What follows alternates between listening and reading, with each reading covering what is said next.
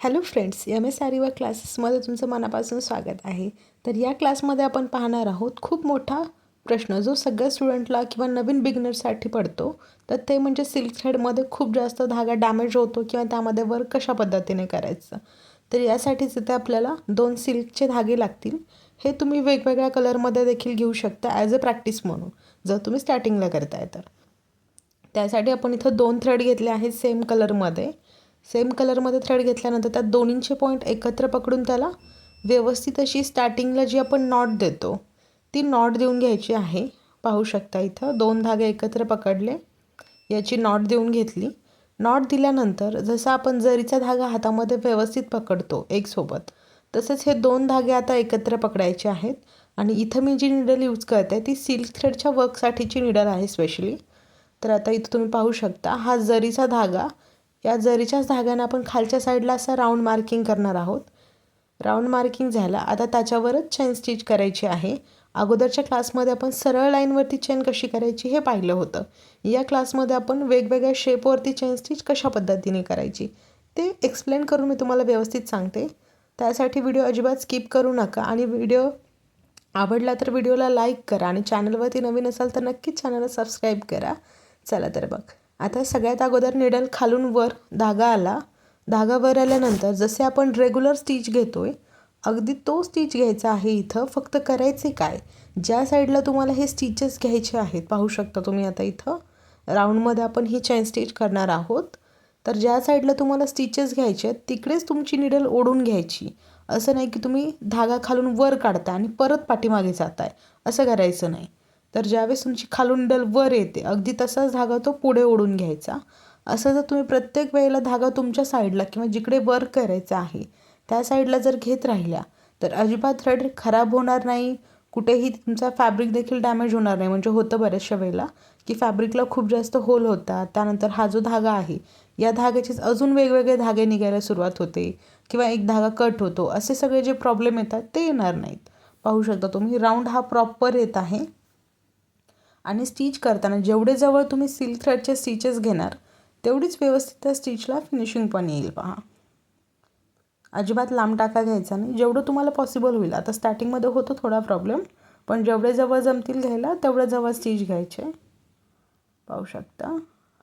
आणि हा मेन म्हणजे आता आपल्या साईडला तर चेन करायला जमते, पण ज्यावेळेस असं वरती वगैरे जातो आपण चेन करत किंवा रिपीट वगैरे जातो तर मग त्यावेळेला काय होतो, प्रॉब्लेम येतो. तर मग करायचं काय, तुमची जी रिंग आहे स्टँड न फिरवता फक्त तुम्ही रिंग जरी फिरवली का वरून तुमच्या साईडला घेतली तर तो देखील तुमचा जो प्रॉब्लेम आहे तो देखील सॉल्व्ह होईल. पाहू शकता इथे. आता ज्यावेळेस माझी चेन ही वरच्या साईडला जाते तर खाली जाताना निडल पाहू शकता तिचं पॉईंट कुठे आहे. पुढच्या साईडला तिचा पॉईंट जातोय, टाकताना पुढच्या साईडला आहे आणि काढताना आपल्या साईडला आहे.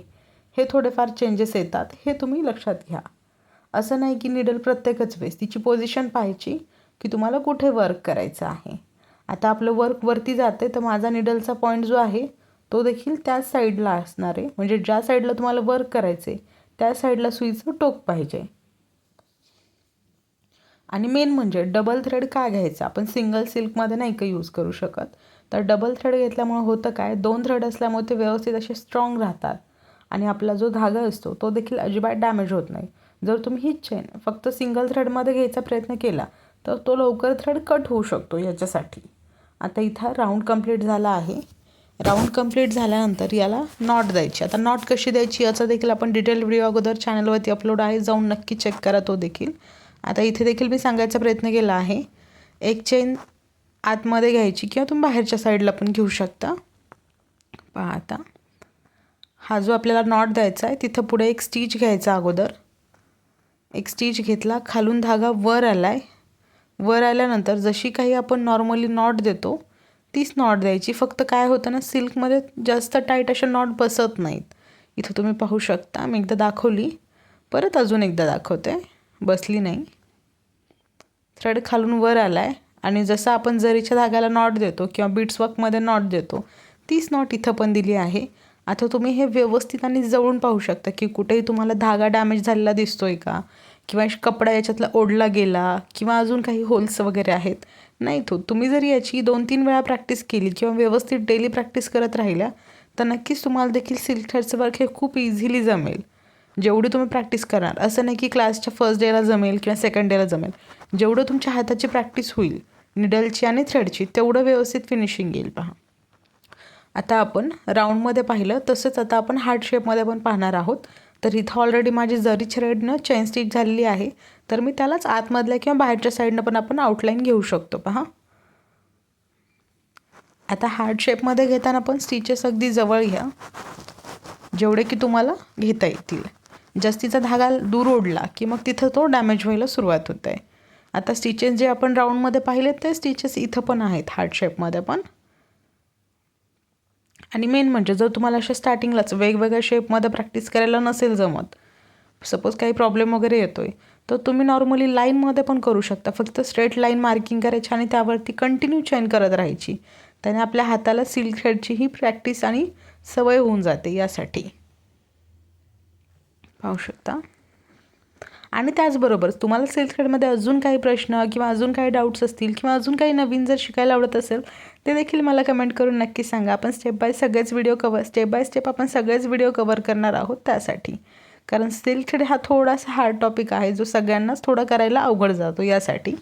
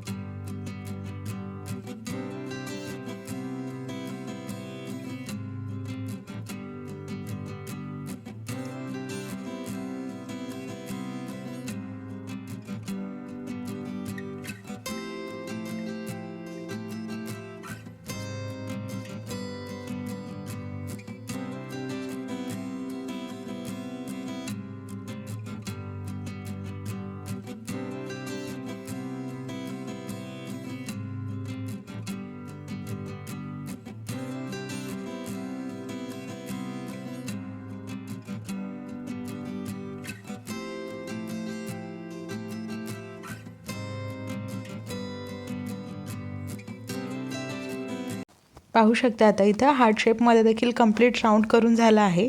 आता याला देखील सेम नॉट द्यायची आणि हा थ्रेड लॉक करायचा आहे. लॉक केल्यानंतर इथं पण फिनिशिंग पाहू शकता. आणि मेन म्हणजे जर तुम्हाला असं वाटत असेल की आपण नॉट दिल्यानंतर पण थ्रेड आमचा खूप जास्त वर राहतो तर काहीच प्रॉब्लेम येत नाही. तो थ्रेड वर राहिले ना आपण त्याला नंतर खाली पण ओढून घेऊ शकतो. खालून निडल वर काढायची आणि तिच्यामध्ये हा धागा अडकवायचा आणि तो खाली ओढायचा. काहीच प्रॉब्लेम येत नाही. आता हार्ट शेपला घेतलं तसंच अगदी या ट्रायंगलला देखील घ्यायची आहे चेन.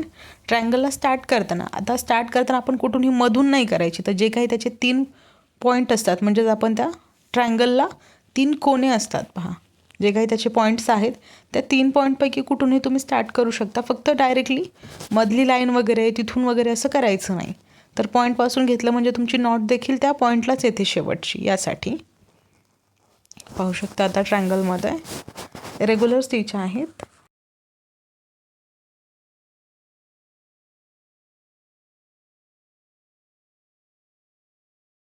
आता इथं ज्यावेळेस आपण वर घेतोय चेन, जसं आपण जरीच्या धाग्यामध्ये पण याची प्रॅक्टिस केली होती त्यावेळेला पण हा पॉईंट पाहिलेला आहे की ज्यावेळेस पण तुम्हाला पुढे जायचं असतं त्याच्या पाठीमागे एक छोटा किंवा जवळ एक छोटा स्टिच घ्यायचा जो की मी इथं वरती घेतला आहे. कारण ऑलरेडी याला पॉईंट होता. जर पॉईंट नसेल तर त्यावेळेला खूप जास्त प्रॉब्लेम येतो. आता इथं ऑलरेडी पॉईंट असल्यामुळे फक्त मी तिथं जवळ टाका घेतला आहे. पण जर तुम्ही स्टार्टिंगमध्ये करताय ट्रायंगल शेप तर पुढे जायच्या अगोदर पाठीमागे एक हीच सेम चेन स्टिच करायची आणि देन पुढे कंटिन्यू करायचं आहे. असंच अशा पद्धतीनं जर तुम्ही हे छोटे छोटे पॉईंट्स आणि टिप्स लक्षात ठेवल्या तुमच्या वर्कला फिनिशिंग व्यवस्थित येणार. पहा आता इथे मी अगदी छोटा घेतला आहे स्टिच, पाठीमागे घेतला आणि नंतर आता पुढे कंटिन्यू करायचा आहे. याने तो पॉईंट तिथं फिक्स राहतो, अजिबात ओढला वगैरे जात नाही किंवा असा राऊंड पण दिसत नाही ट्रायंगलचा, म्हणजेच काय गोल गोल असा शेप दिसत नाही. यासाठी आणि हे फक्त बिगिनरसाठीच नाही, तर तुम्ही आरीवर्कचं ब्लाऊज देखील करत असाल पण सिल्क थ्रेडचं वर्क जमत नाही, तर तुम्ही देखील हे सिल्क थ्रेडची स्टार्टिंगपासून प्रॅक्टिस करा. डे बाय डे तुम्ही जर वेगवेगळ्या टाईपमध्ये चेन स्टिचची प्रॅक्टिस केली तर तुमच्यामध्ये नक्कीच इम्प्रूव्हमेंट दिसून येईल. पाहू शकता. आणि खूप डिटेलमध्ये व्हिडिओ सांगितला आहे, त्यामुळं अजिबात जर तुम्ही स्किप केलेला नसेल व्हिडिओ तर तुम्हाला नक्कीच याच्यामध्ये चेन करायला देखील व्यवस्थित येईल. अजिबात कन्फ्युजन वगैरे काही राहणार नाही. पाहू शकता. इथे आता नॉट देऊन लॉक करायचं आहे. शेवटची नॉट दिली. अशा पद्धतीने आपल्या इथं राऊंड शेप असेल, ट्रँगल शेप असेल, हार्ट शेप असेल, याच्यामध्ये आपण चेन स्टिच करून घेतली आहे. तुम्हाला हा व्हिडिओ कसा वाटला नक्की कमेंट करून सांगा आणि नवीन काय शिकायला आवडेल हे देखील नक्कीच कमेंट करून सांगा. चला तर मग भेटूया नवीन व्हिडिओमध्ये. बाय.